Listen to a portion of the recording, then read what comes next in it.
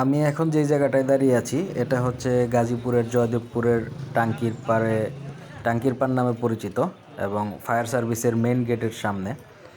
তো আজকে সকালে নাস্তা করে বের হওয়া হয়টাই, ও ভাবলাম বাইরেই নাস্তা করে নিই।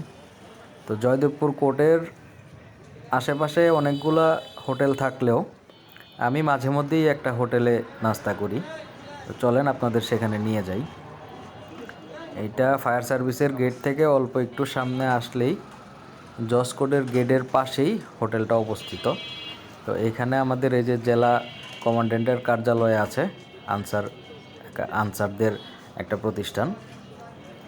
আর এই যে আমরা চলে আসছি প্রায় আমাদের হোটেলের সামনে। হোটেলটার নাম হচ্ছে মাসুদ হোটেল অ্যান্ড রেস্টুরেন্ট। হোটেলটা খুব বেশি পরিষ্কার পরিচ্ছন্ন না হলেও মোটামুটি মানের আছে আর কি। চলেন ভিতরে যাওয়া যাক। এই যে এইখানে একটা সিট খালি আছে, এই পাশটায় পুরো টেবিলটাই খালি, আমি এখানে বসে পড়লাম। তো নাস্তা চলে এসেছে, পরোটা, ডাল ভাজি। তো এদের এইখানের ডাল ভাজিটা আমার কাছে বেশ ভালোই লাগে। মোটামুটি তখন পরিবেশেই এরা রান্নাবান্না করে। তো আর এদের পরোটাটাও বেশ বড়।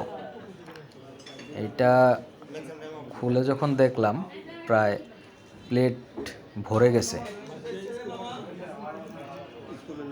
বেশ বড় সাইজের একটা পরোটা, ডাল ভাজি সকালের নাস্তার জন্য আমার কাছে বেশ ভালো একটা খাবার।